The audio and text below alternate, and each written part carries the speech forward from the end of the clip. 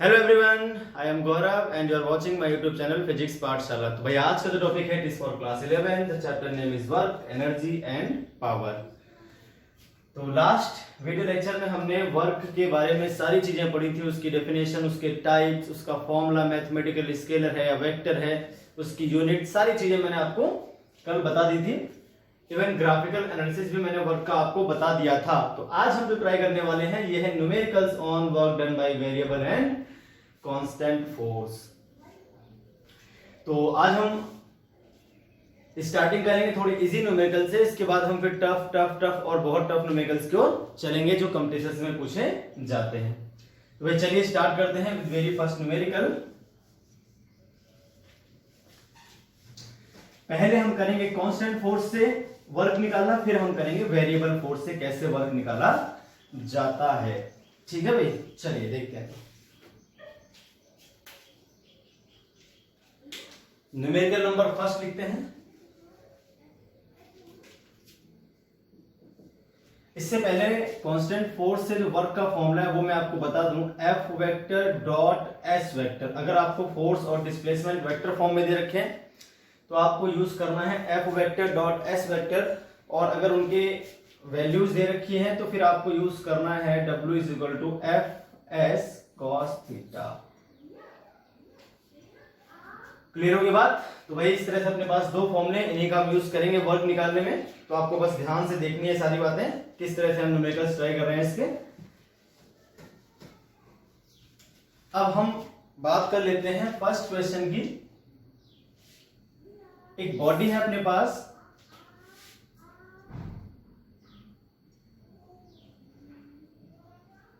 Two forces, F1 vector मान लीजिए 3i cap plus 2j cap है, and F2 vector is equal to दे रखा है आपको i cap minus j cap, is acted upon a particle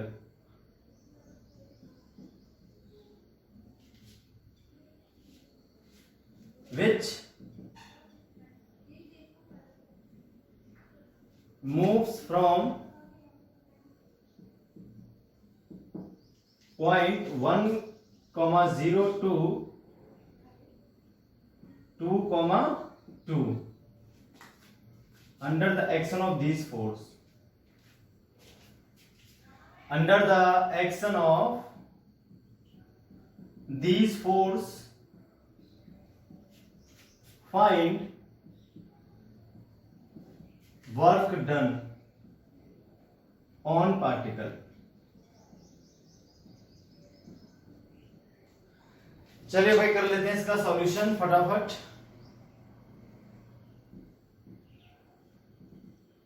अब एक ही पार्टिकल पर अगर दो फोर्स काम करेंगे तो नेट फोर्स क्या हो जाएगा?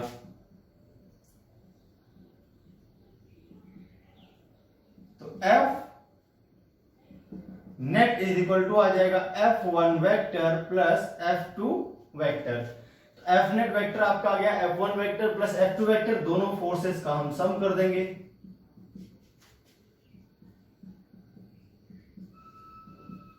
ये हो गया 4i cap minus j cap.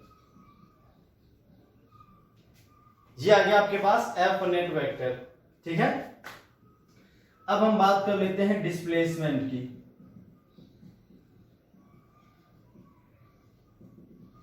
अब हम जानते हैं अगर हम ओरिजिन से देखें तो इन दोनों पॉइंट्स के पोजीशन वेक्टर मिलेंगे, और जो डिस्प्लेसमेंट वेक्टर होता है आपका वो होता है बाद का पोजीशन वेक्टर माइनस पहले का पोजीशन वेक्टर। बाद का पोजीशन वेक्टर माइनस पहले का पोजीशन वेक्टर, अगर हम इस तरह से देखें, इनको कोऑर्डिनेट्स में देखें तो 1, 0 तो यहां कहीं मिलेगा आपको पहला पॉइंट, और दूसरा पॉइंट कहीं यहां होगा 2, 2 पर इस जगह।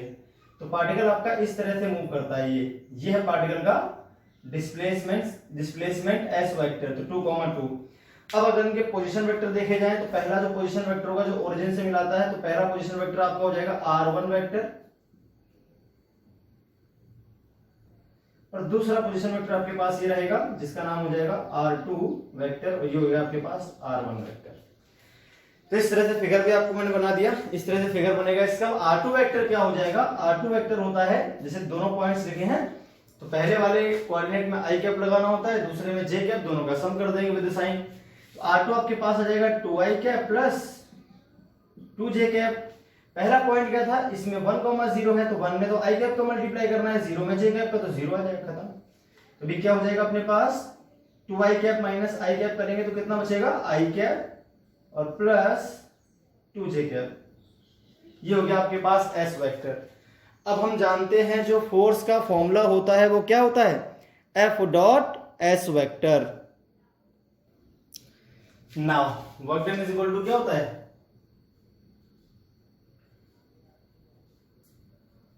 F vector dot s vector, है ना। तो F vector dot s vector में F जो होगा आपका वो F नेट होगा, तो यहां पर आ जाएगा 4i cap minus j cap, dot लगा दोगे आप, i cap plus 2j cap. अब डॉट कैसे करते हैं, i का तो i से करना पड़ता है और j का आपको j से करना पड़ता है, आपका आंसर आ जाएगा। i डॉट j होता है 0, j डॉट i भी क्या होता है 0, i डॉट i होता है 1 और j डॉट j क्या होता है 1। जब भी आपको डॉट प्रोडक्ट करना हो तो i के मल्टीपल का i वेक्टर का i वाले वेक्टर के साथ ही करना है और j वाले का j के साथ करना है, बस। तो वर्क डन क्या आ जाएगा, 4 इंटू 1 तो आ गया 4 और i डॉट i कितना होता है 1, j वाले का जैसे करेंगे तो माइनस 2 इंटू 1, तो आपके पास आ गया 2 जूल। ये आपका आंसर हो गया, ठीक है। तो इस तरह से आपका ये पहला क्वेश्चन हो गया सॉल्व। ये कांस्टेंट फोर्स पर था, यहां पर जो F था आपका वो कांस्टेंट था, दोनों फोर्सेस क्या थे भाई, कांस्टेंट थे, इनमें से एक भी फोर्स वेरिएबल आपका नहीं था। तो इस तरह से क्वेश्चन हो गया सॉल्व। चलिए अब देखते हैं दूसरा क्वेश्चन।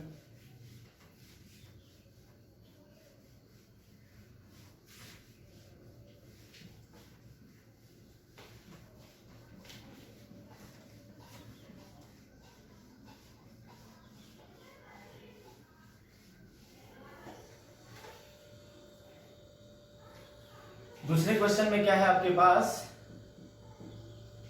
एक इंक्लाइंड प्लेन है, इस इंक्लाइंड प्लेन पे आपके पास एक बॉक्स रखा हुआ है जो इसके टॉप पे रखा हुआ है। कहां रखा हुआ है भाई, टॉप। इसको मैं टॉप पे बना देता हूं बॉक्स को।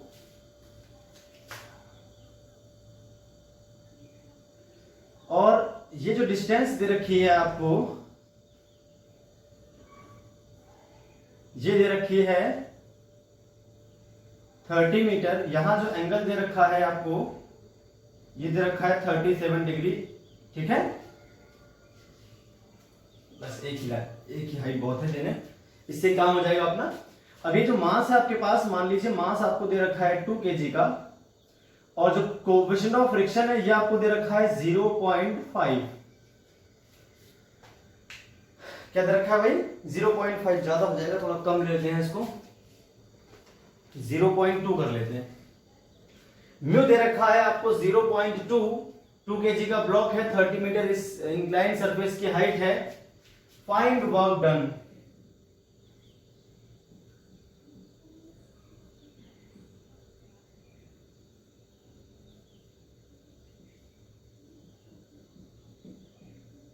By gravitational force and frictional force and net work done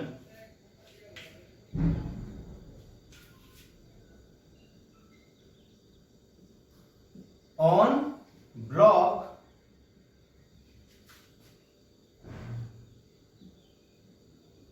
when it reaches at bottom from top of inclined plane।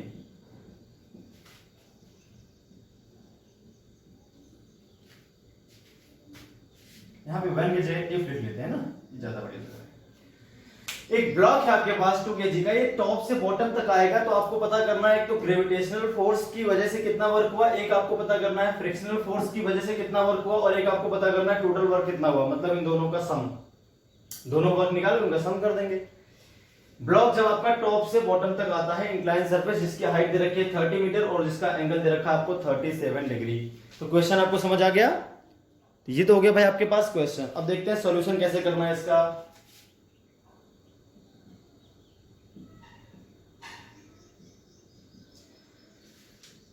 सबसे पहले देख लेते हैं क्या क्या फोर्सेस काम कर रहे हैं। तो अगर हम mg देखें तो mg तो आपका काम करेगा इस तरह से, mg काम करेगा भाई इस तरह से। आप चाहो तो आप कंपोनेंट से भी कर सकते हो, आप चाहो तो आप नेट फोर्स से भी कर सकते हो, कोई दिक्कत वाली बात नहीं है। यहां पर एक कंपोनेंट काम करेगा आपके पास जो एंगल 37 का ही बनेगा। हमको पता है जो एंगल यहां बनता है वही परपेंडिकुलर टू सरफेस के परपेंडिकुलर लाइन और वर्टिकल लाइन के बीच भी सेम एंगल ही बनता है। यहां पर भी आपके पास एक फोर्स आएगा जिसका नाम हो जाएगा mg sin 37, और इस वाले फोर्स का नाम क्या हो जाएगा भाई mg cos 37। इसके अलावा यहाँ पर एक नॉर्मल डायरेक्शन भी आएगी सेम इसके अपोजिट डायरेक्शन में 90 एंगल बनाते हुए n, और आपका जो फ्रिक्शनल फोर्स आएगा वो फ्रिक्शनल फोर्स आपका आएगा पीछे की ओर, ये F K काइनेटिक फ्रिक्शन रहेगा क्योंकि ब्लॉक आपका मूव कर रहा है। अगर हम ग्रेविटेशनल फोर्स देखें, सॉल्यूशन करते हैं यहां पर, तो ग्रेविटेशनल फोर्स का मतलब होता है वेट। तो वेट कितना है भाई इसका,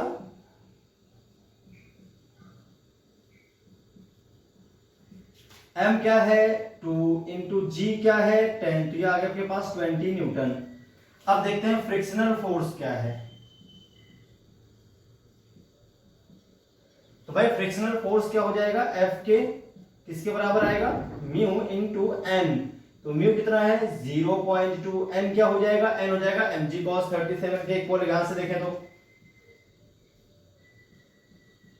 क्योंकि n किसके बराबर है mg cos 37। जब बॉडी नीचे आती है तो इस डायरेक्शन में थोड़ी ना मूव करती है, दोनों फोर्स क्या है मस्ट बी इक्वल। जब बॉडी ऊपर भी नहीं जा रही हो नीचे भी नहीं आ रही, इसका मतलब इस डायरेक्शन में जो फोर्सेस है वो आपकी दोनों मिला के बराबर है। 0.2 मल्टीप्लाई 2 मल्टीप्लाई g cos 37 होता है 4/5। इस हिसाब से आपका क्या आ जाएगा, ये 5 टू 10 2 टू 4 16 16 32 3 2 10 4/5 सब कुछ सही है, ठीक है भाई। यहां से अगर हम पॉइंट को हटाएं तो 10 से मल्टीप्लाई 2 टू 4 4 4 16/5 आ जाएगा, ये 16/5 न्यूटन। 16/5 न्यूटन आपके पास ये फोर्स आ जाएगा जो मैंने लिखा हुआ है। दोनों फोर्स निकल आए। अब देखते हैं कैसे कैसे इनका वर्क निकालना है इनको, ठीक है भाई। इसको मैं मिटा देता हूं।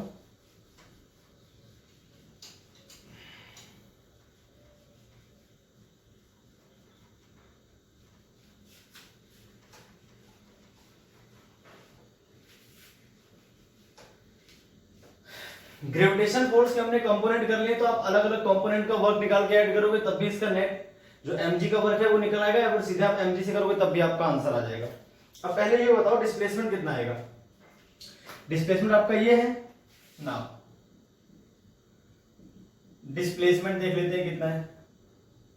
डिस्प्लेसमेंट की जो वैल्यू आएगी मॉड ऑफ s वेक्टर वो कितना आ जाएगा भाई, देखिए ये 30 ब्लॉक तो ऐसे आएगा ना, तो अगर आपके पास ये 30 है तो ये कितना आएगा, ये हो गया हाइपोटेनस, ये हो गया आपके पास परपेंडिकुलर, है ना। हम sin 37 लगा देंगे तो 30 और अपॉन में मान लेते हैं इसकी वैल्यू क्या है, ये तो आएगा आपके पास s mod of s। Displacement आपके पास ये रहेगा,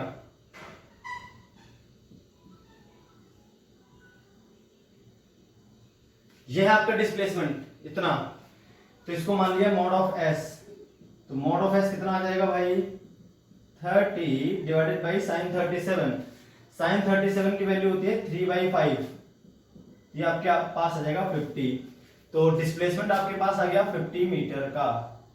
कितना आ गया भाई 50 मीटर का, बहुत अच्छी बात है। अब देखते हैं एंगल क्या क्या काम कर रहा है किसके बीच। तो आप ध्यान से देखो, डिस्प्लेसमेंट जो ये मान लीजिए आपके पास इंक्लाइन सरफेस है, क्या है भाई, इंक्लाइन सरफेस। तो जो ये ब्लॉक मान लीजिए, जो mg काम कर रहा है वो तो वर्टिकली डाउनवर्ड काम कर रहा है, और जो डिस्प्लेसमेंट है वो इस डायरेक्शन में है। भाई डिस्प्लेसमेंट तो आपका इस डायरेक्शन में तो है, इधर ही तो चल रहा है, इंक्लाइन प्लेन कह रहा हूं। तो अगर ये 37 डिग्री है तो हम जानते हैं यहां क्या बनता है आपके पास 37, तो यहां एंगल क्या बन जाएगा 53, यानी mg और डिस्प्लेसमेंट वेक्टर के बीच जो एंगल बन रहा है वो कितना है 53 डिग्री का।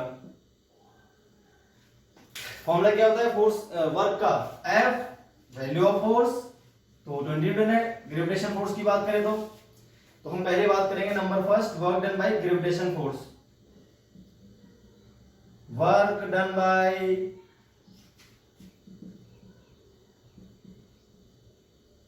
ग्रेविटेशनल फोर्स, तो वर्क फोर्स क्या है भाई mg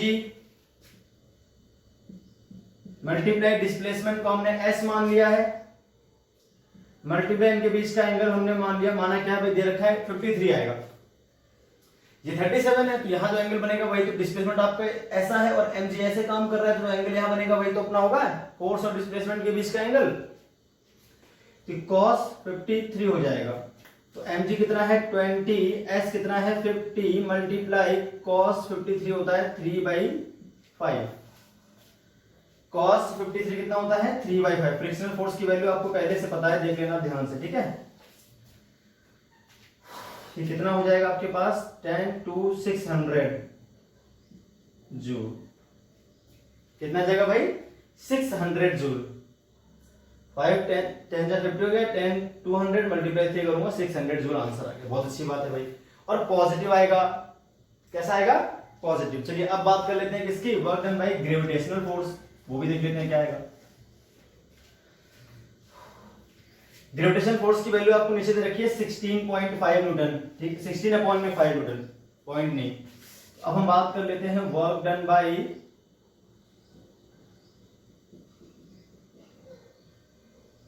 फ्रिक्शनल फोर्स। ये कितना आएगा भाई आपके पास फ्रिक्शनल फोर्स, F के मल्टीप्लाई डिस्प्लेसमेंट S हो गया, मल्टीप्लाई इनके बीच का एंगल आएगा 180। क्यों, क्योंकि जिस प्लेन के अलोंग बॉडी नीचे आ रही है तो फ्रिक्शनल फोर्स काम कर रहा है ऐसे, और जबकि डिस्प्लेसमेंट है आपका इस डायरेक्शन में नीचे की ओर, तो इनके बीच जो एंगल बनेगा वो कितना बन जाएगा 180 डिग्री का।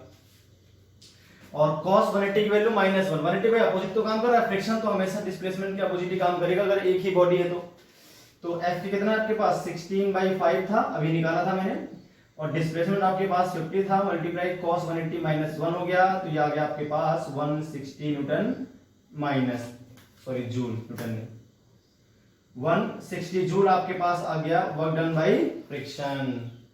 तो ग्रेविटेशन फोर्स का 600 आया, फ्रिक्शन का आ गया आपके पास -160, तो नेट वर्क डन कितना आ जाएगा, दोनों का सम कर दें, क्योंकि स्केलर क्वांटिटी हम जानते हैं दो ही फोर्स है बॉडी पर, और तो कोई फोर्स है नहीं, एक तो mg। अच्छा एक मिनट, एक नॉर्मल रिएक्शन भी तो है अपने पास, देखिए एक फोर्स हो गया mg, एक हो गया F के और एक हो गया n, ये तो कंपोनेंट mg के हैं, तो mg मैंने कंसीडर कर लिया, दोनों कंपोनेंट कंसीडर कर लिए हैं। दोनों कंपोनेंट में देखना आप, तो एक तो mg है, एक n है और एक F के है, तो work done by normal reaction भी निकालना पड़ेगा टोटल वर्क डन के लिए, नेट वर्क डन भी चाहिए ना अपने को, तो work done by normal force भी नॉर्मल रिएक्शन भी देखते हैं। Work done by normal reaction n। अब आप ध्यान से देखो नॉर्मल रिएक्शन कैसे काम कर रही है, ऐसे 90 का एंगल बनाते हुए, डिस्प्लेसमेंट कैसा है आपका इंक्लाइन प्लेन के अलोंग, तो डिस्प्लेसमेंट और नॉर्मल रिएक्शन के बीच जो एंगल बनेगा वो कितना हो जाएगा 90 डिग्री का। फोर्स और डिस्प्लेसमेंट अगर 90 डिग्री का एंगल बनाते हैं तो उनका वर्क कितना आ जाएगा 0। यहां पर वर्क इज इक्वल टू क्या आ जाएगा, normal reaction multiply displacement multiply के बीच का एंगल, तो cos 90। नॉर्मल रिएक्शन कुछ भी हो क्या फर्क पड़ता है, आंसर तो 0 ही आना है। cos 90 हो गया ना, डिस्प्लेसमेंट 50 है, नॉर्मल रिएक्शन आप निकाल सकते हो mg cos 37 से बहुत इजीली 80 आ जाएगा, 80 मल्टीप्लाई 50 करूंगा cos 90 करने पे तो जीरो ही आना है, इसलिए वर्क डन जीरो आ जाएगा नॉर्मल रिएक्शन का। अब टोटल वर्क डन कितना आ जाएगा अपने पास,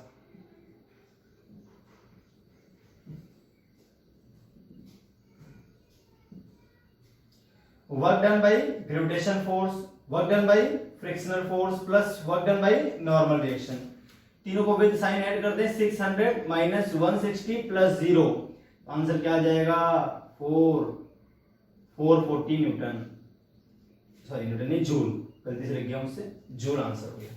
ये टोटल वर्क डन है ब्लॉक पर सभी फोर्सेस के ड्यू। तो इस तरह से भाई दो क्वेश्चन तो हमने कर लिए कांस्टेंट फोर्स पर। आपको कांस्टेंट फोर्स पे क्वेश्चन ऐसे ही पूछ जाएंगे, आप इजीली कर पाओगे उनको। F vector dot S vector पे भी क्वेश्चन आ सकते हैं, और एफ और एस की वैल्यू देगा, उनके बीच का एंगल देगा, तो भी आप इजीली निकाल पाओगे। चलिए अब कुछ क्वेश्चन हम कर लेते हैं वेरिएबल फोर्सेस पे, क्लियर है। तो अभी जो हम वेरिएबल फोर्स करने वाले हैं वो केवल डिस्प्लेसमेंट का फंक्शन है, पर ऐसा जरूरी नहीं है कि जो फोर्स है आपका वो हमेशा डिस्प्लेसमेंट का ही फंक्शन होगा, वो टाइम और वेलोसिटी का भी फंक्शन हो सकता है। थोड़े कॉम्प्लिकेट क्वेश्चंस होते हैं, उनको हम नेक्स्ट वीडियो लेक्चर में कवर करेंगे। आज जो हम करने वाले हैं उसमें क्या है, if force F is the function of displacement, small f क्या है फंक्शन, मतलब जो F है वो x पर डिपेंड करता होगा, ठीक है। Force is a function of displacement.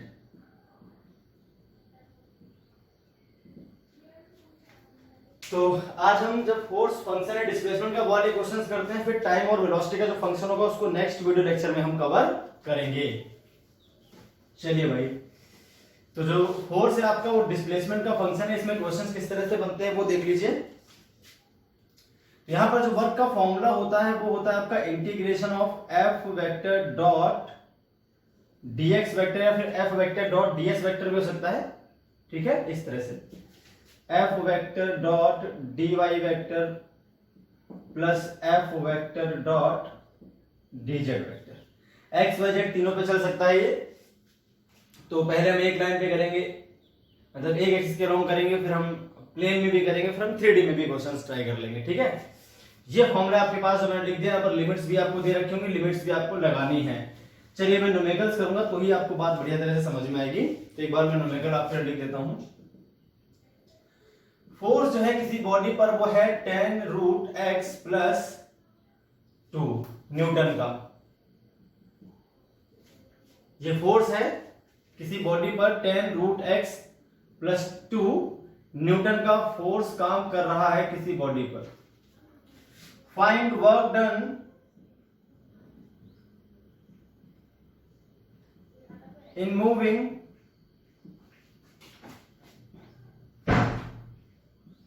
Body from x is equal to 0 to x is equal to 2,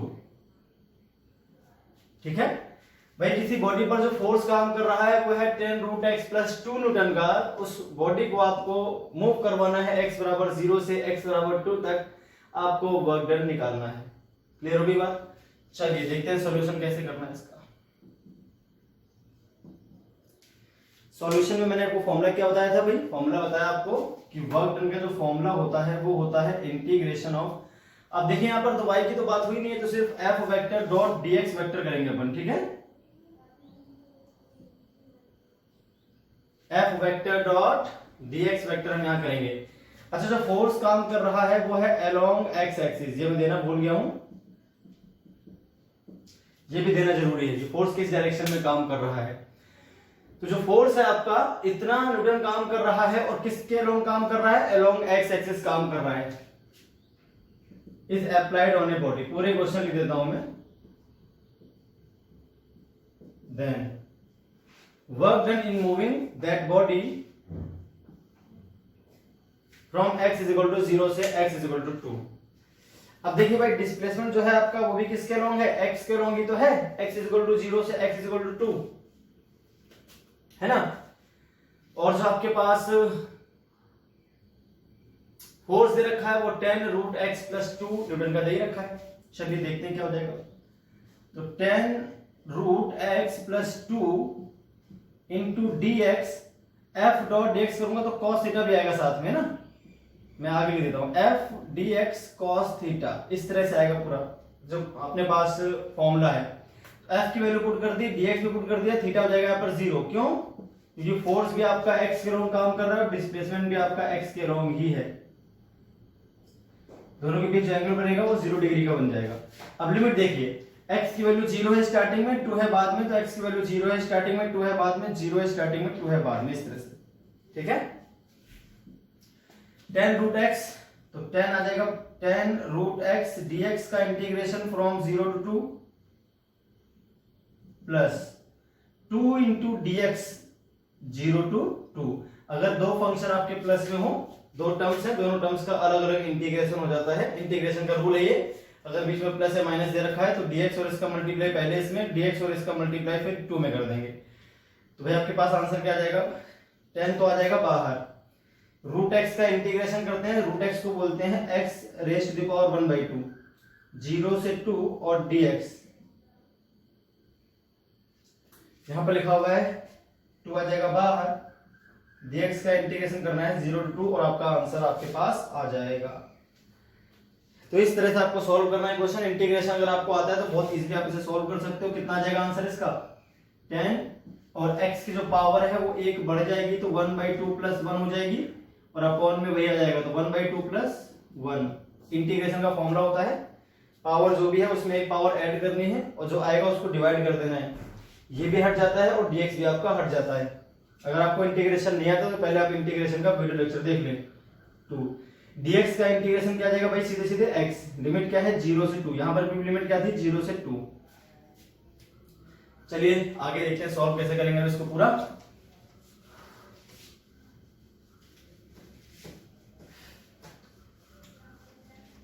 अब इसके बाद में एक बढ़िया सा क्वेश्चन हुआ, टफ क्वेश्चन। जब प्लेन में दे रखा हुआ तो कैसे करना होगा, अभी तो सिंगल डायरेक्शन में था तो आसानी से निकल आया ये। 3/2 आ जाएगी power, x raise to the power 3/2 हो जाएगा, डिवाइडेड बाय 3/2 हो जाएगा। 0 to 2 plus x2 into x के प्लेस से पहले 2 अपर लिमिट फिर माइनस लोअर लिमिट पुट करते हैं, 10 3/2, 3/2 को बाहर निकाल लीजिए तो 2 ऊपर चला जाएगा, 2/3 आ जाएगा। अब अंदर देखते हैं, x के प्लेस पे 2 पुट करना है, 2 रेज टू द पावर 3/2 माइनस 0 प्लस 4। ठीक है भाई,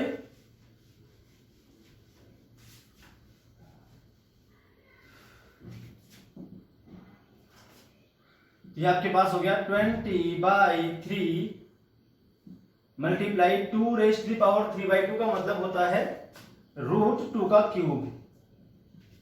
जैसे 2 की पावर 3/2 लिखा है तो इसका मतलब क्या है भाई 1/2, जिसको ऐसे लिख सकते हैं 2 का क्यूब मल्टीप्लाई 1/2 ऐसा, तो √2 का क्यूब हो जाएगा ये।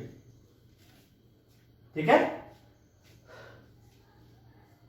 और प्लस क्या लिखा हुआ था, 4 अलग लिखा हुआ था आपके पास। 20/3, 2 के क्यूब में से 2 बाहर आ जाएगा, √2 अंदर बच जाएगा प्लस 4।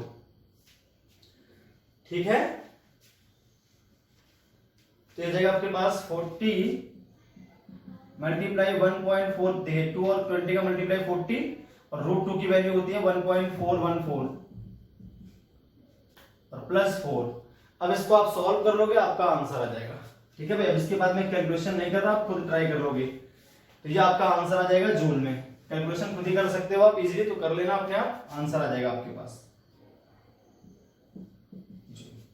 एलसीएम लेके सॉल्व कर लेना, जो आएगा वही आपका आंसर होगा। तो इस तरह से भाई ये क्वेश्चन आपको सॉल्व करना था।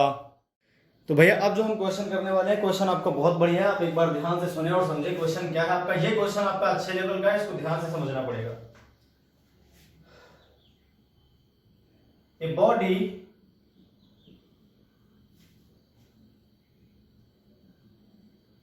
is moving,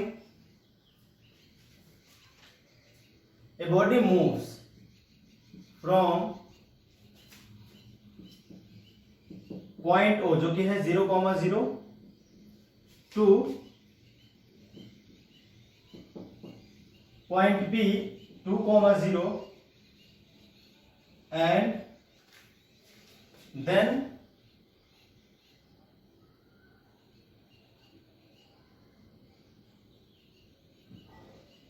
moves to point Q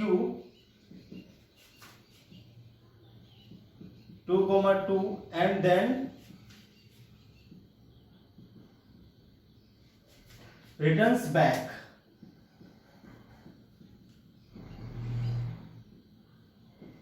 to point O under the action of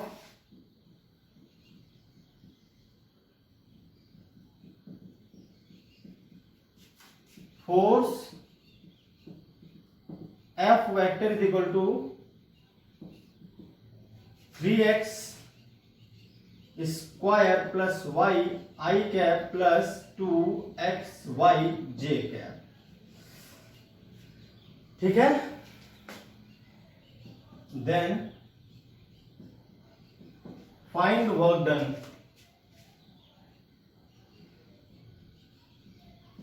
in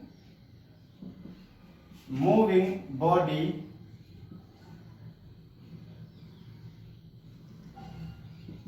number first from O to P, number second from P to Q, फिर from Q to O. बहुत बड़े question है, पूछा गया question. ऐसे question अक्सर पूछे जाते हैं आईआईटी जेईई में और नीट दोनों में। भैया आप बहुत ध्यान से देखें इस चीज को।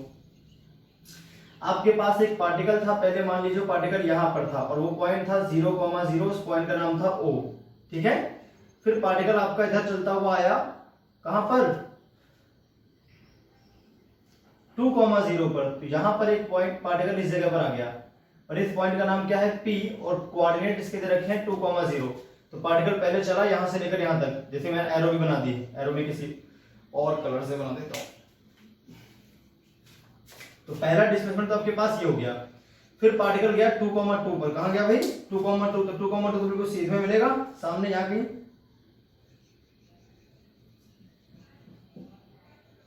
यह पार्टिकल का डिस्प्लेसमेंट। इसके बाद फिर इसके बाद पार्टिकल वापस लौट आया उसी पॉइंट O पर, इस पॉइंट का नाम Q है, इसका नाम O है। तो इस तरह से डिस्प्लेसमेंट हुआ पार्टिकल का, जैसे मैंने आपको दिखा रखा है अभी। ये आपकी हो गई y एक्सिस और ये हो गया आपके पास x एक्सिस। क्लियर हो गई? तो क्वेश्चन आपको समझ में आ गया। एक पार्टिकल यहां से यहां गया, फिर यहां से यहां गया, फिर यहां से यहां आया। फोर्स जो दे रखा है उस पर ये लग रहा है। अब की बार फोर्स मैंने x और y दोनों लिए हैं, तो इस बार थोड़ा कॉम्प्लिकेट मामला रहेगा, आप ध्यान से देखेंगे। और 0,0, 2,0, 2,2, तो हमें 3 वर्क निकालने हैं। O से P तक का, P से Q तक का और Q से लेकर O तक का जो वर्क है हमें वो निकालना है। क्लियर हो गई बात? चलिए तो देखते हैं कैसे हम सॉल्व करेंगे इसको। तो क्वेश्चन तो भाई आपके समझ में आ गया होगा। सॉल्यूशन देखते हैं, सॉल्यूशन कैसे करना है।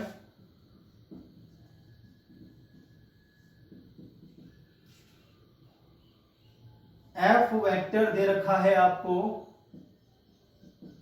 3x square plus y I cap plus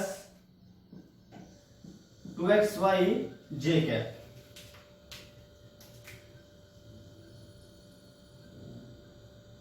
compare with, हम जानते हैं जो एफ वेक्टर होगा उसमें एक तो कंपोनेंट आएगा x के लॉन्ग जिसमें I कैप लग जाएगा और एक आएगा y के लॉन्ग जिसमें j कैप लग जाएगा। जो मैंने लिखा है, अगर इस चीज को मैं इससे कंपेयर करूं तो I का मल्टीपल है उसको बोलते हैं fx, जो j का मल्टीपल है उसको बोलते हैं fy। तो यहां पर fx क्या है, ये लिखा हुआ है, fy क्या है, ये लिखा हुआ है। तो मैं ऊपर लिख रहा हूं, उसको मिटा देता हूं, फिगर बना ही हुआ है आपका।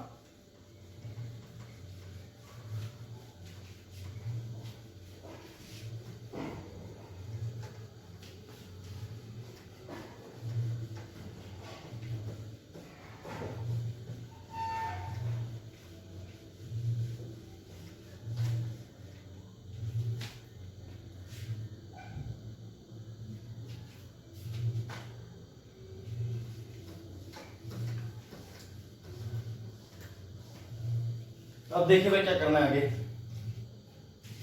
हेंस fx क्या आ जाएगा भाई 3x स्क्वायर प्लस y, है ना, और fy क्या आ जाएगा आपके पास 2xy। क्लियर हो गया भाई? ये क्या आ जाएगा 2xy। तो fx पता है अपने को और fy भी अपने को पता है, बहुत अच्छी बात है। अब आप अगर ध्यान से देखो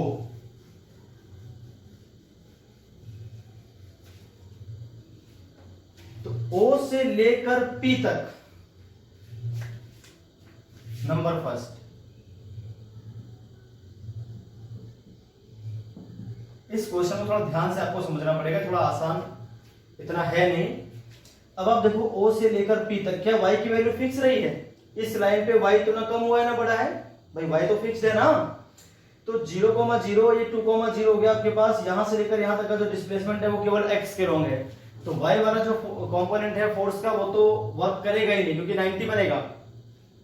यहां पर जब हम वर्क करेंगे तो वर्क इज इक्वल टू क्या आ जाएगा भाई, वर्क इज इक्वल टू आपके पास आ जाएगा F वेक्टर डॉट, यहां पर जो डिस्प्लेसमेंट वेक्टर है आपके पास dx वो सिर्फ और सिर्फ I के लॉन्ग ही तो काम कर रहा है भाई। डिस्प्लेसमेंट वेक्टर किसके लॉन्ग काम कर रहा है? सीधे सीधे O से लेकर P तक की बात करें तो I के लॉन्ग काम कर रहा है, x एक्सिस के लॉन्ग ही तो काम कर रहा है, और तो किसी डायरेक्शन में काम कर नहीं रहा।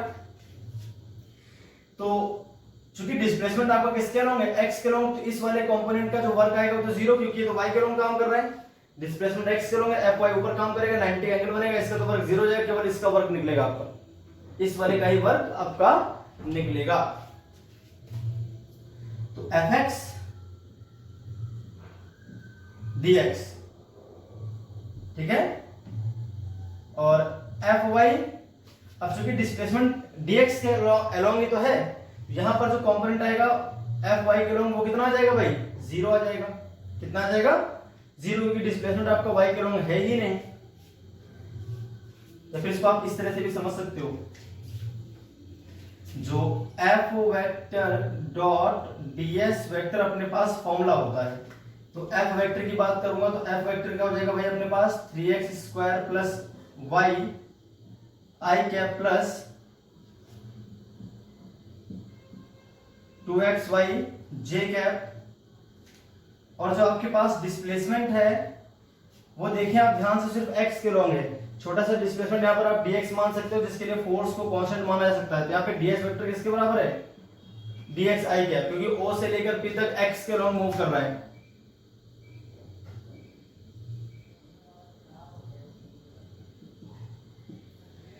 along x एक्सिस, तो अगर हम along x एक्सिस की बात कर रहे हैं तो यहां पर जो ds वेक्टर आएगा वो सीधे dx i कैप हो जाएगा, क्योंकि y के लॉन्ग तो मूव ही नहीं कर रहा है, यहां पर y के लॉन्ग तो मूव ही नहीं कर रहा अगर केवल O से P तक की बात की जाए।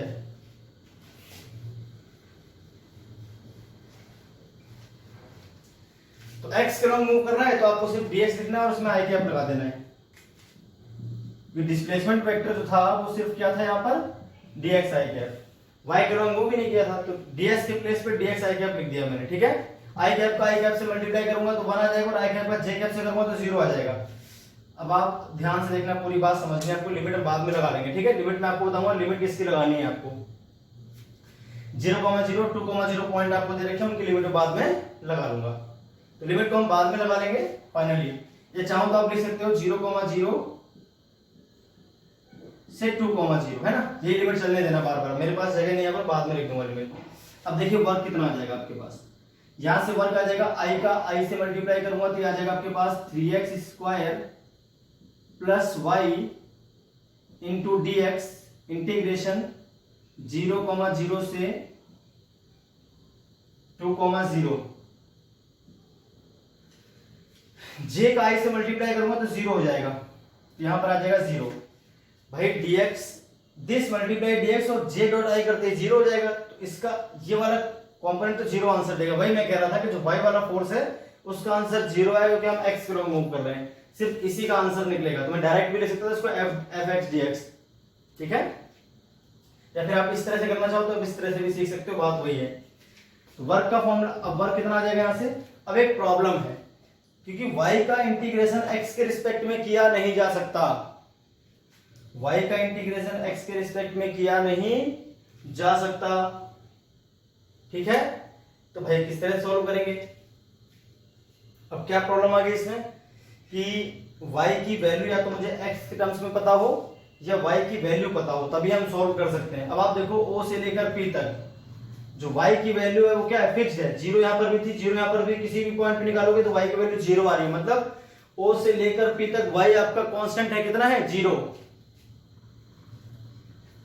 यह हम बात लिख देंगे, y is equal to zero for line OP। तो जो डिस्प्लेसमेंट है अपना उसमें y की वैल्यू, यहां पर अब जीरो पुट कर देंगे y की वैल्यू, आपको ध्यान रखनी बात, ठीक है भाई। तो 3x square plus zero into dx, y की वैल्यू जीरो कैसे आ गई, अगर आप लाइन OP पे चलते हो तो देखिए y तो बदल ही नहीं रहा, तो y मतलब कांस्टेंट है इस लाइन पे। तो इस डिस्प्लेसमेंट के लिए y को अगर हम देखें तो हर पॉइंट पे जीरो ही आ रहा है। मान लीजिए आपकी लाइन यहाँ कहीं होती जहां पर y की वैल्यू 2 होती तो हम y को 2 पुट कर देते। मान लीजिए आपके पास ये था और ये होती लाइन इस तरह से, यहाँ पर दे रखा होता पॉइंट आपको ये 0,2, ये मान लीजिए देखा होता 2,2 फॉर एग्जांपल, ऐसा दिया होता तो यहाँ पर y की वैल्यू क्या पुट की जाती, y की वैल्यू 2 पुट की जाती। तो आपको ध्यान रखना, अगर आप x के लॉन्ग चलोगे तो y वहां पर कांस्टेंट तो रहेगा ही, जाहिर सी बात है ना। उस लाइन पे तो y की वैल्यू फिक्स रहेगी। तो इस पूरी लाइन पर y की वैल्यू जीरो थी तो y की वैल्यू मैंने जीरो पुट करनी है यहाँ पर, क्योंकि y का इंटीग्रेशन नहीं पॉसिबल x के रिस्पेक्ट में। इसका तो मैं कर सकता हूँ पर इसका इंटीग्रेशन होता नहीं, तो y की वैल्यू चाहिए। तो y की वैल्यू क्या है आपको देखना अगर ध्यान से, तो y के लॉन्ग कितना आ रहा है, OP के लॉन्ग y की वैल्यू जीरो आ रही है, तो जीरो आ जाएगा। अब कितना आ जाएगा answer, 3x square dx, limit आपको बताई है 0,0 से 2,0। इसका इंटीग्रेशन करेंगे तो ये x³/3 आ जाएगा। लिमिट क्या आ जाएगी, 0,0 से 2,0। अब आपको लिमिट रखनी है x की, भाई इसमें वेरिएबल क्या है, x ही तो वेरिएबल है, तो लिमिट भी आप किसकी रखोगे भाई, x की ही रखोगे, ये आपको ध्यान रखना है। तो लिमिट क्या आ जाएगी यहाँ पर, x के प्लेस पे पहले 2, y तो इसमें आया ही नहीं, और जब इसमें y आया ही नहीं तो आपको x की वैल्यू रखनी है सिर्फ, तो x की वैल्यू रखिए 0 फिर 2 दे रखिए, तो इसको हटा दो, अब इसकी जरूरत नहीं है, ठीक है। y की हमें जरूरत ही नहीं है क्योंकि हमें किसकी पुट करनी है,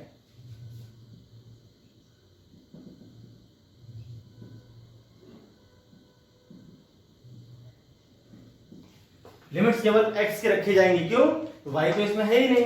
तो x की लिमिट क्या है, स्टार्टिंग में 0, बाद में क्या है 2, तो 0 से लेकर 2 आप लिमिट रख दोगे। ये तो y के लिए था तो y तो हमने 0 पुट कर ही दिया, काम खत्म हो गया इसका, ठीक है। तो अब क्या आ जाएगा 328/3 और यहां पर आ जाएगा -0, तो ये आ गया आपके पास 8 जूल, पहला आंसर आ गया। अब ऐसे ही हम करेंगे फ्रॉम P to Q, चलिए P to Q भी कर लेते हैं अगला, ठीक है। अगले वाले को मैं डायरेक्ट आपको बताऊंगा, आपको समझ लेना भाई किस तरह से काम करेगा। तो अब हम बात कर लेंगे from P to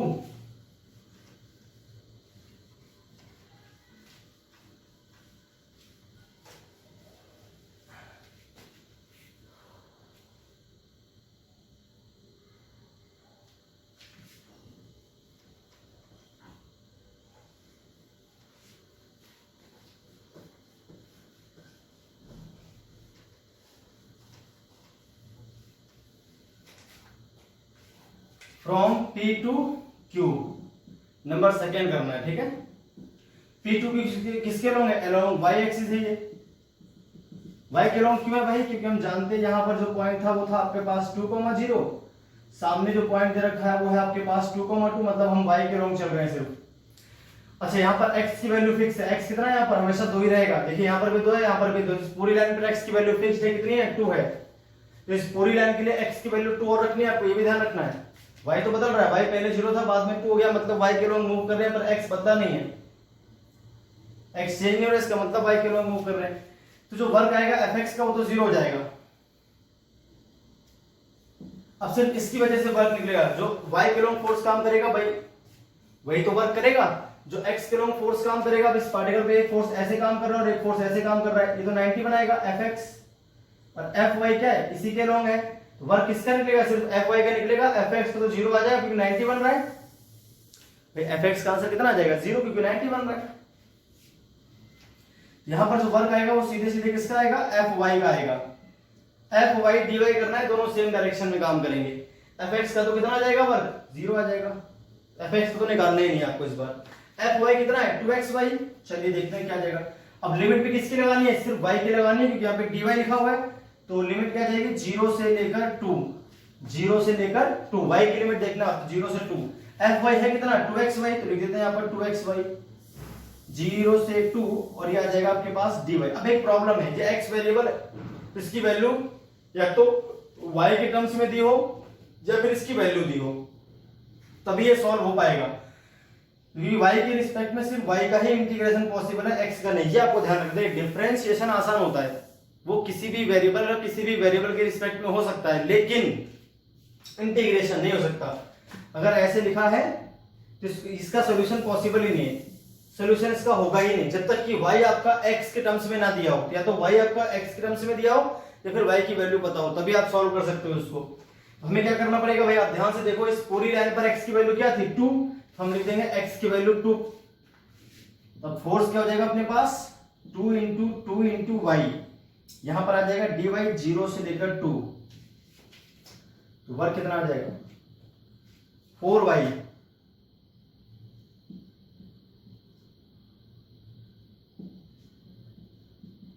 y square by 2 हो जाएगा, 0 से लेकर 2 हो जाएगा आपके पास ये वर्क। 4 इंटू वाई स्क्वायर को देखें, इस 2 को बाहर निकाल लेते हैं, y के प्लेस पे पहले 2 पुट करूंगा तो 4 आ जाएगा, माइनस 0 आ जाएगा, तो ये आपके पास आंसर आ जाएगा 8 जूल। फिर से कितना जूल आ जाएगा भाई आंसर 8 जूल, वापस से आपका आंसर आ जाएगा। y का इंटीग्रेशन y स्क्वायर बाई 2 बाहर ले लेंगे, पहले यहां पर पुट कर देंगे y की लिमिट अपर, फिर y की लिमिट लोअर, आंसर आ गया। तो भाई ये भी आ गया। अब हम बात करते हैं फाइनल जो है आपका टफ वाला, उसको और देख लेते हैं, उसका आंसर आते ही आपका फाइनल आंसर आ जाएगा, कोई दिक्कत वाली बात नहीं है। चलिए तो आप देखते हैं Q से लेकर O तक कैसे सॉल्व करना होता है। भाई इसमें तो क्या x और y की वैल्यू फिक्स हो गई थी, तो हमें आसानी हो गई, समझने में कोई दिक्कत वाली बात नहीं हुई। अब देखते हैं अगले वाले पॉइंट में हम कैसे आएंगे, मतलब हम Q से O तक कैसे निकालेंगे वर्क, क्योंकि उसमें तो y और x दोनों पे ही चल रहा है पार्टिकल। यहाँ पर सिर्फ x के रॉन्ग चल रहा था, यहाँ पर सिर्फ y के रॉन्ग चल रहा था, लेकिन अब तो दोनों के रॉन्ग चलेगा, x और y तिरछा मूव करेगा ना, तो अब आएगी थोड़ी सी प्रॉब्लम समझने में। यहाँ आपको देखना पड़ेगा बढ़िया तरह से कैसे सॉल्व करना है अपने को। पार्टिकल यहाँ कहीं है और ऐसे मूव करता हुआ आएगा इस तरह से ना, इस पॉइंट का नाम है Q और इस पॉइंट का नाम है O। यह है आपका 2,2 और यह है आपके पास 0,0। क्लियर हो गई बात? तो पहले आप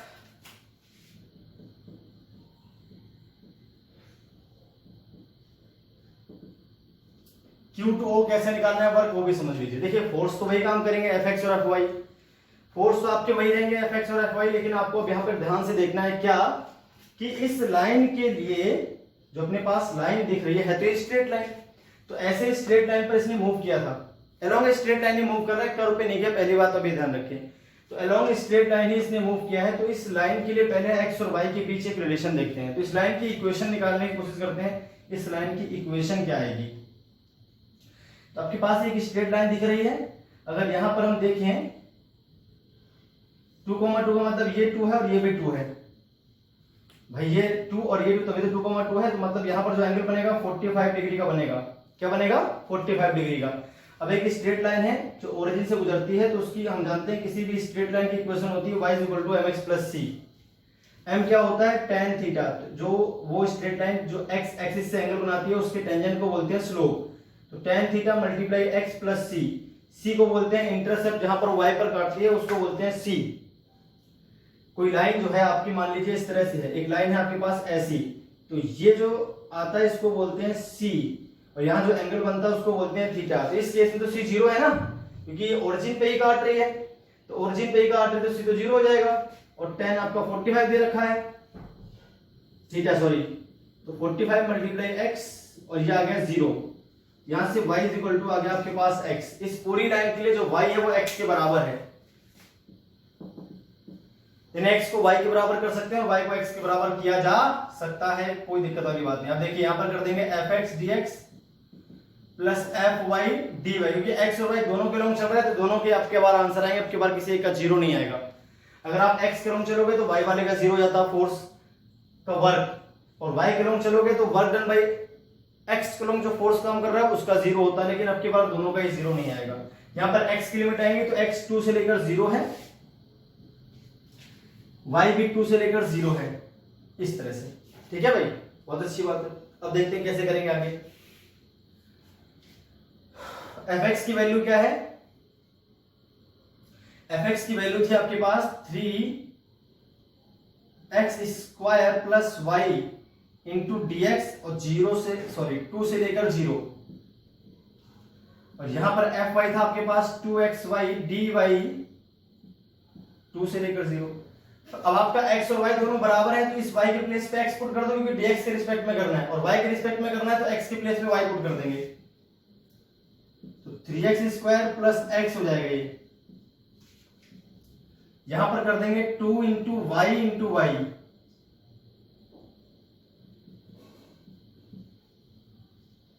क्योंकि x बराबर क्या है भाई आपके पास y, तो इस वाले x को y कर दो और इस वाले y को x कर दो। क्यों?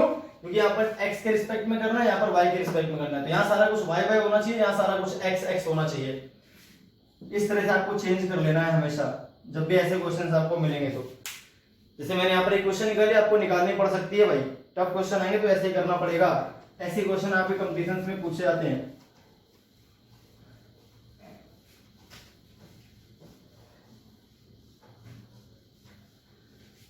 सिर्फ x के रॉन्ग चल रहा था तब भी आसान था, सिर्फ y के रॉन्ग चल रहा था तब भी आसान था, लेकिन जब दोनों पे चलेगा तो पहले आपको एक रिलेशन निकालना पड़ेगा x और y के बीच, क्योंकि y का x के रिस्पेक्ट में सिर्फ x का ही इंटीग्रेशन होता है और y के रिस्पेक्ट में सिर्फ y का होता है। और y के रिस्पेक्ट में x भी आ रहा है तो पहले x को y में चेंज करना पड़ता है, ऐसे यहाँ पर y आ रहा है तो इसको पहले हमको x में चेंज करना पड़ता है। तो मैंने चेंज कर लिया, मैंने निकाल दी पहले क्वेश्चन y और x बराबर है इस लाइन के लिए। अब हम कर लेते हैं सॉल्व इसको।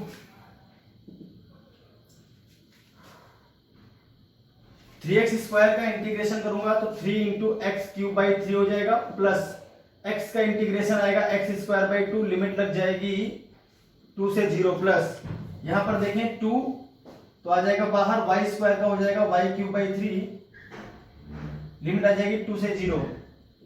इंटीग्रेशन में आपको आना चाहिए, 3 से 3 कैंसिल हो जाएगा। अब देखिए पहले पुट करना है 0, तो 0 प्लस 0 फिर माइनस 2 पुट करना है, 8 हो जाएगा, प्लस 4/2 हो जाएगा। लिमिट रख दी, पहले x की प्लेस पे दोनों जगह 0, फिर x की प्लेस पे दोनों जगह 2 पुट करना है,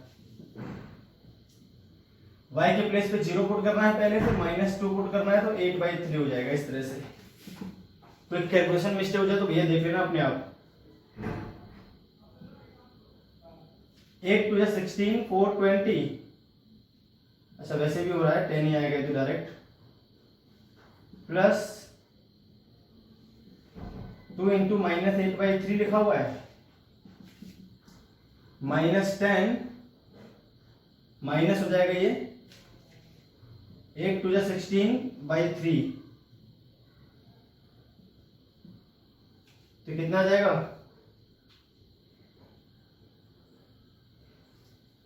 -30 -16 होल अपॉन 3, तो आंसर क्या आ जाएगा आपके पास माइनस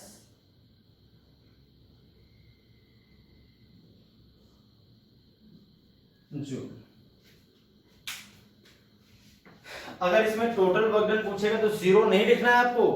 टोटल वर्क डन 0 केवल तब होता है जब आप कंजर्वेटिव फोर्स से, अब कंजर्वेटिव फोर्स को मैं आगे पढ़ाऊंगा तब आपको समझ में आएगी। अगर कंजर्वेटिव फोर्स काम करता है तभी क्लोज्ड पाथ पर आंसर 0 आता है वर्क का, ठीक है। 0 आंसर नहीं आएगा इसका वर्क का, ये आपको ध्यान रखना है। कभी कभी क्लोज्ड पाथ पर भी आंसर 0 नहीं आएगा, यानी जिस पाथ पर आप चले थे उसी पाथ पर वापस, उसी पॉइंट पर वापस आओ, फिर भी आपका वर्क 0 नहीं आएगा। कंजर्वेटिव फोर्स से ही वर्क 0 आता है क्लोज्ड पाथ में, अदरवाइज नहीं आता। इसको मैं आपको बताऊंगा, अभी कंजर्वेटिव फोर्स जब पढ़ा दूंगा तब आपको बताऊंगा। हालांकि क्लोज्ड पाथ बन रहा था फिर भी आंसर 0 नहीं आएगा इसका। इधर गया और वापस आ गया, तो नेट डिस्प्लेसमेंट 0 था। तो कई बच्चे सोचेंगे सर इन तीनों का वर्क मिला के 0 आना चाहिए, नहीं आएगा 0। 0 केवल तब आता है जब आपका जो फोर्स है वो कंजर्वेटिव हो। कैसा हो फोर्स? कंजर्वेटिव। अब कंजर्वेटिव नॉन कंजर्वेटिव फोर्सेस क्या होते हैं, जब मैं आपको पढ़ाऊंगा तो यह बात आपको समझ में आएगी। जो फोर्स मैंने लिया था वो नॉन कंजर्वेटिव था, इसलिए वर्क डन क्लोज्ड पाथ पर भी 0 नहीं आता। वर्क डन क्लोज्ड पाथ पर 0 केवल आता है कंजर्वेटिव फोर्सेस के ड्यू। अगर नॉन कंजर्वेटिव फोर्स आपका काम करेगा तो क्लोज्ड पाथ पे भी वर्क आपका 0 नहीं आने वाला, भले डिस्प्लेसमेंट 0, उससे कोई फर्क नहीं पड़ता, ठीक है।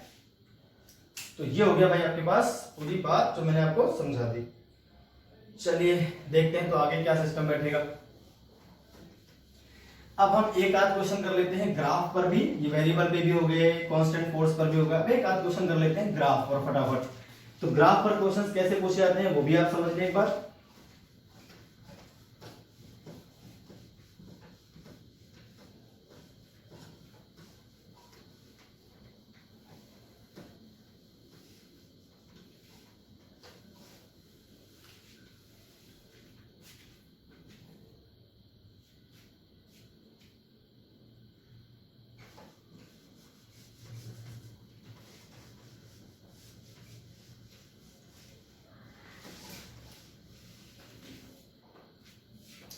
अब एक क्वेश्चन देख लेते हैं हम लोग ग्राफ पे। तो ग्राफ पे कैसे क्वेश्चन पूछे जाते हैं वो भी आप देख लें एक बार, समझ लें इन चीजों को, फिर आगे बढ़ते हैं।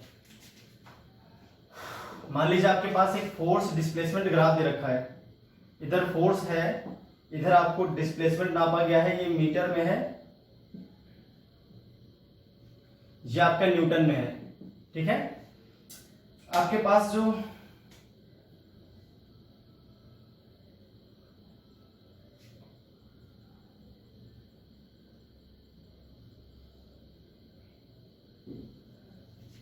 बाद में लिख दूंगा इसको मैं,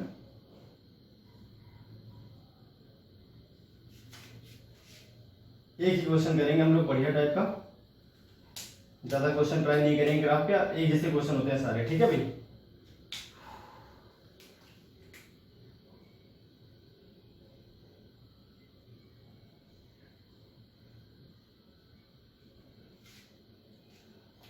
ये फोर्स है, इधर दे रखा है आपको डिस्प्लेसमेंट,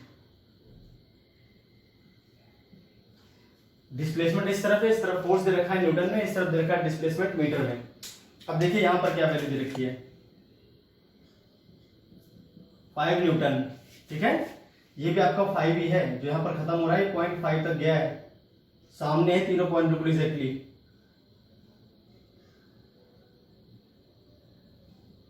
इस तरह से यहां पर दे रखा है आपको, ठीक है, ट्रिपेजियम से भी निकल जाए कोई दिक्कत नहीं। यहां पर दे रखा है आपको सीधे सीधे 2, यहां पर दे रखा है 3 और यहां पर दे रखा है 4। इस तरह से दे रखा है 2 मीटर, 3 मीटर, 4 मीटर। ये 5 न्यूटन है पूरा का पूरा जो मैंने दिखा रखा है। नीचे भी है, सामने दे रखा है आपको -2 न्यूटन, नीचे माइनस का फोर्स, ऊपर प्लस का फोर्स रहेगा, ठीक है भाई। इस तरह से आपको वैल्यूज दे रखी है यहाँ पर। अब आपको निकालना है वर्क डन। क्या निकालना है? ये ग्राफ है किसी पार्टिकल का जिस पर फोर्स, उसके डिस्प्लेसमेंट और उस पर लगने वाले फोर्स के बीच का ग्राफ आपको दे रखा है, तो वर्क डन निकालना है in moving particle from x बराबर 0 से x बराबर 4 तक। एक पार्टिकल है जिसके लिए फोर्स डिस्प्लेसमेंट ग्राफ आपको दे रखा है और आपको वर्क डन निकालना है उसे 0 से लेकर 4 तक मूव करवाने में। फटाफट सॉल्यूशन देखते हैं। मैंने कहा था जो एरिया होता है वही होता है आपका वर्क डन, ठीक है। तो एरिया निकालना है पूरा। देखिए कैसे कैसे एरिया निकालूंगा मैं। तो हमें चाहिए ये वाला एरिया, एक तो ये एरिया प्लस ये एरिया, ठीक है भाई। और आपको ये भी एरिया लेना है इस तरह से, ठीक है। ये एरिया मत ले लेना, ये भी एरिया काउंट कर लो। पहले ऐसे देखिए यहां से गया इतना एरिया, फिर नीचे आ गया तो इतना एरिया, फिर प्लस ये वाला एरिया। 3 एरिया अगर हम काउंट करेंगे हमारा आंसर आ जाएगा। देखिए ये क्या बन रहा है, ये बन रहा है ट्रिपेजियम। अच्छा यहाँ पर भी एक आपको देना ही पड़ेगा, उसके बिना काम नहीं चलेगा। एक और देख लीजिए, यहाँ पर भी दे रखा है 1, ये पॉइंट आपको दे रखा है 1 सीधे। तो ये जो बन रहा है आपके पास ट्रिपेजियम बन रहा है, आपको दिख रहा है। 2 लाइन पैरेलल्स हैं, 2 एंटी पैरेलल, 2 अलग टाइप की पैरेलल नहीं है। 2 लाइन पैरेलल हो गई और 2 नॉन पैरेलल हो गई, ठीक है। तो ये जो फॉर्मूला होता है ट्रिपेजियम के एरिया का, तो पहला जो एरिया है इसको बोल देंगे A1, दूसरा जो एरिया है इसको बोल देंगे A2, तीसरा जो एरिया है इसको बोल देंगे A3। जो एरिया नीचे उसे माइनस भी आपको लगाना पड़ेगा, इसमें माइनस लिखा हुआ है। तो साइन भी लेने हैं, यहाँ पर आपको ध्यान रखना है साइन भी लेने हैं। यहां पर क्या आ जाएगा भाई,